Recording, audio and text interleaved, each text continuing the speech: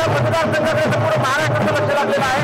पदयात्रा मतदारांच्या गाठीभेटी करत प्रचार मोठ्या प्रमाणात सुरू आहे। आपल्यासोबत आहेत बाळापूर विधानसभा मतदारसंघातील शिवसेना उद्धव ठाकरे गटाचे उमेदवार आमदार नितीन देशमुख। तुमच्या मतदारसंघाकडे संपूर्ण महाराष्ट्राचं लक्ष लागलं आहे।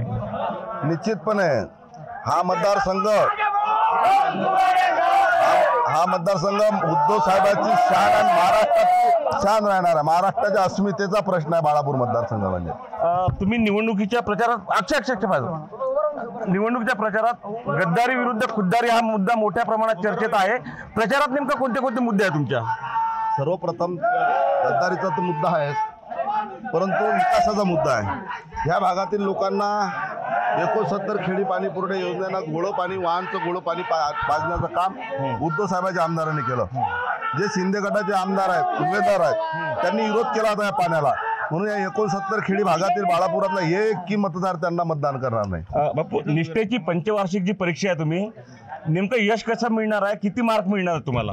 55% वर मतदान घेऊन हा उद्धव साहेबांचा ह्या मतदारसंघातला जनतेचा उमेदवार हा विजय होणार आहे। संपूर्ण महाराष्ट्राचं लक्ष तुमच्या निवडणुकीकडे लागलेलं आहे। तुम्ही वारंवार आरोप करत आहात की मोठ्या प्रमाणात पैसा जो आहे ठाण्यातून आणि मुंबईतून इथं आलेला बाळापुरात। वो महाराष्ट्राचंच लक्ष नाही, जो आमदार गुवाहाटीहून वापस आला त्या गुवाहाटीच्या जनतेचं लक्ष बाळापूरच्या मतदारसंघाकडे लागलं।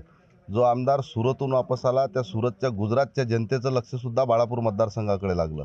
राहिला पैशाचा प्रश्न, एका आमदाराला पराभूत करण्यासाठी 10-10 हजार रुपये मताचे पेमेंट या ठिकाणी मतदारसंघात पाठवण्यात आलं। बरं, एक शेवटचा छोटा प्रश्न विचारतो की या मतदारसंघावर जरी महाराष्ट्राचं लक्ष असलं तरी रोज तुम्ही प्रचार करत आहात, मतदारसंघात अंडर करंट काय दिसत आहेत तुम्हाला? ही निवडणूक जनतेनं हाती घेतलेली आहे उद्धव साहेबांसाठी।